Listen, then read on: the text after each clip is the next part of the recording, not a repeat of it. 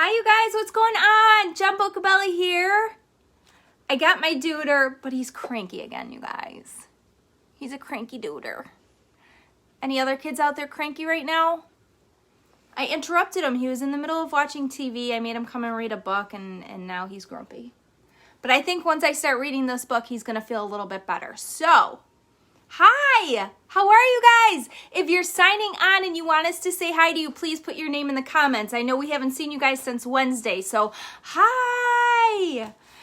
Aunt Shar is here. Say hi to Aunt Shar. Say, he's so cranky, I can't. Okay, we're going to have a great time anyways. We're going to read this book. Grandma's here. Say hi to Grandma. He's not having it. But anyways, we're going to have fun. We're going to read this book, and we're going to love this book. This book is Space Witch. I love witches. I love witches. Me, my mom, my Aunt Shar, my cousin Chrissy, we all love witches. Grandma's ready. Grandma's ready. So when I found this book, I was so excited. I feel like this book was written about me. So I dressed in my best witch attire, and I'm going to pretend that this story is about me, okay? And I think eventually he's going to get into this book. I can feel it. I can feel it. If you're signing on and you want us to say hi to you, please put your name in the comments. We love saying hi to our friends. If you think somebody else might love this story, McKenna's here. If it's a witch story, I know that my cousin Chrissy and McKenna are going to be here. My mom, my Aunt Shar. We're like witch women, so this is perfect. If you think somebody else is going to love this story, please tag them or share this video with them. But I'm going to get started. And Duder can be cranky. I'm going to read this book. The Space Witch. So excited. Late one autumn afternoon, Tilly Ipswich, queen of Halloween, came flying home on her broomstick carrying a book called What Every Space Traveler Ought to Know. She had bought it at the planetarium where she had been studying the stars. Tilly landed on her craggy mountain peak, parked her broom in the broom port, and scurried into her rickety old house. Her pet cat, Kit, was there at the top of the stairs, purring a warm welcome. While Kit had his supper, Tilly began to read all about spaceships and satellites. Finally, she said, "Kit, how would you like to spend Halloween frightening creatures on other planets?" Wouldn't that be fun? Wouldn't that be fun? All right, let's see. Kit answered, "Meow. Meow." He's not having it. Even though her pet did not seem enthusiastic, Tilly started at once to design a spaceship big enough for 2 travelers. She decided to name it Zoom Broom. I see you. I see you. Zoom Broom. To build the Zoom Broom, she would need materials much stronger than metal and much lighter. She began to stir up a new kind of brew in her big iron cauldron.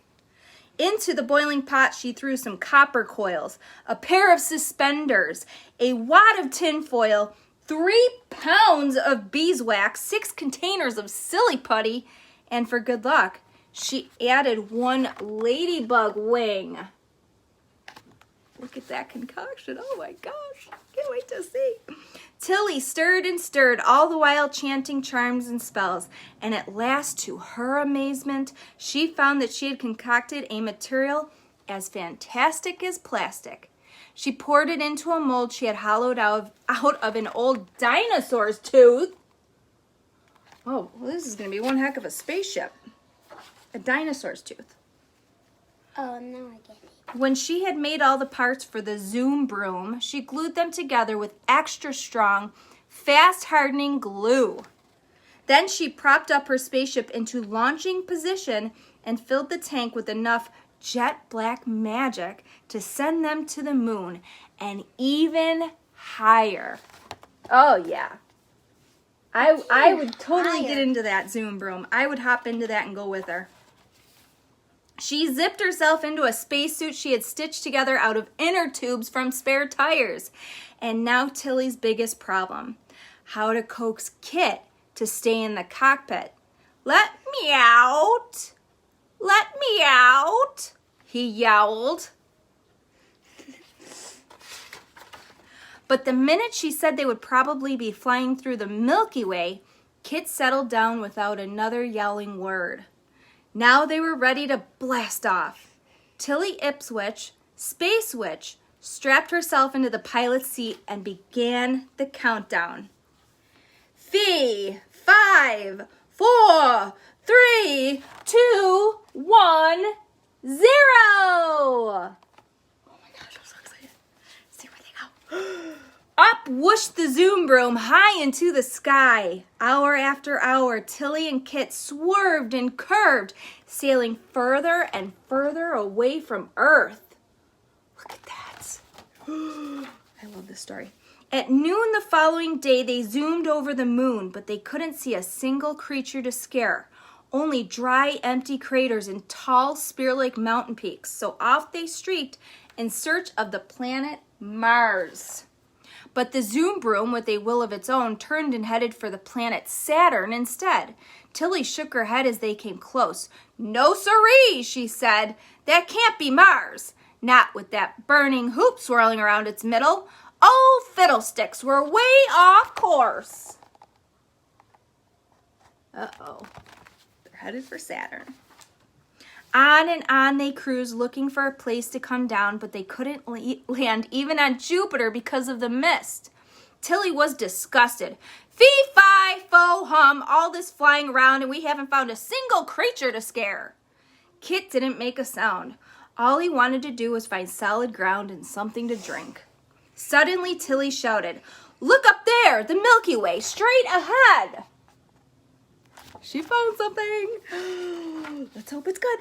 But not a single drop of milk did they see in all that field of twinkling stars. Milky Way, get it? Milk, Milky Way. And even a cat could tell they were lost. All at once, the Zoom broom began to sputter and zigzag very queerly. "Toads and adders," Tilly wailed. "We're running out of jet black magic." They were streaking wildly toward a spinning planet when zoing!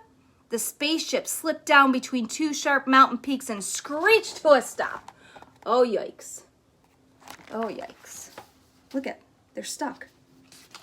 In the mountain? In the middle of a mountain peak. Tilly peered out of the cockpit and exclaimed gleefully, "Kit, we've made it! We've landed on Mars! Now we surely can find somebody to scare."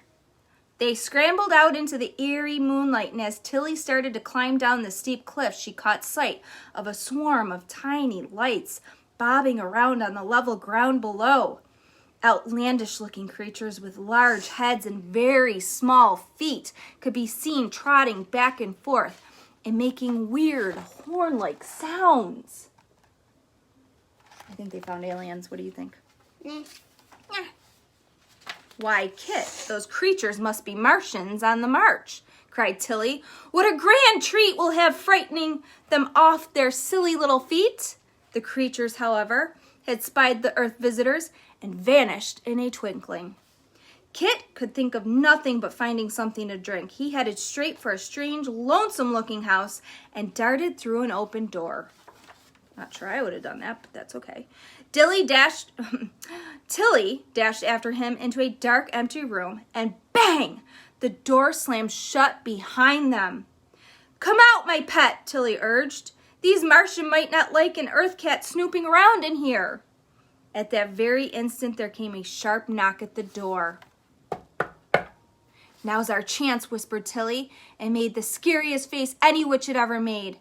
Kit bristled his fur and bared his teeth, prepared to spring at anything alive. Slowly, Tilly opened the creaky door, and just as she was about to leap out, there was a terrific shout. Look at, there's Tilly and Kit, ready to scare them. So excited. "Trick or treat! Trick or treat!" screamed a flock of flapping little ghosts, the most terrifying band of Halloweeners any witch had ever seen.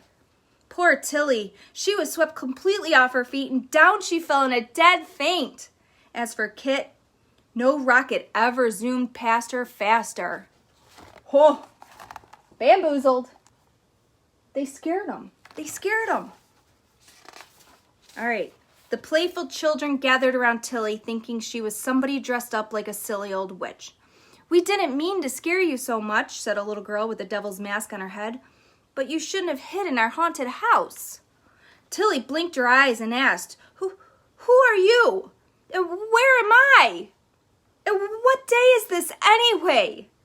"Oh, we're spooks from Pikes Peak, USA, planet Earth, and it's Halloween," the children answered proudly. "Do you want to go spooking with us?" "What did you say? It's Halloween," screamed Tilly. Up she jumped and whistled for Kit. "Children, it's time my cat and I were on our way, but first you must fetch me a broom, and then please, if you can find some sour milk for my thirsty kitten here." 2 girls dressed as ghosts ran and fetched a battered old broom, while a boy dressed as a man from Mars trotted off and found some cream that had just begun to curdle. Kit had never tasted anything quite so delicious. It suited his disposition to perfection. He likes curdled milk. Sounds like you. The minute Tilly had the broom in her hand, she felt like her old self again. She couldn't wait a second longer, and leaping astride the stick, she mumbled some mystic words. Mumbo jumbo, doom and gloom, abracadabra, whisk broom bah, and off she floated. As the children watched her glide gracefully up into the sky above their heads, they yelled, "You forgot your cat! You forgot your cat!" Who forgets their cat?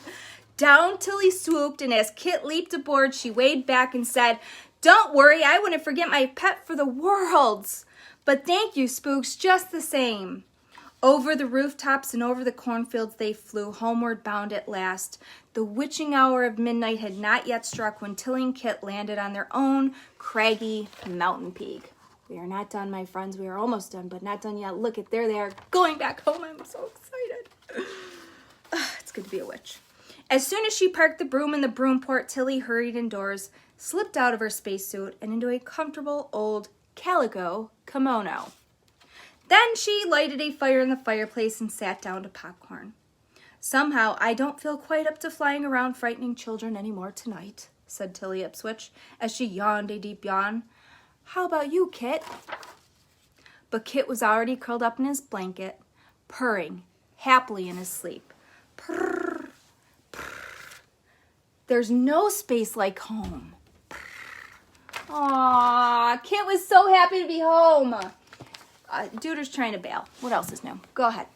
Yeah. Did you guys love that story? I love this story. This might be one of my absolute favorite stories now. I love witch stories. If you guys have a story or a type of story or kind of character that you love and you want me to read a story about that, put it in the comments. And if you think you know somebody who would love a witchy story like this, please tag them in this video or share it. But I hope you guys enjoyed today's story, and we will see you Wednesday at 10:30 for story time. Wednesday, 10:30, story time, another great book. I'll see you then. Have a great night, you guys. Bye.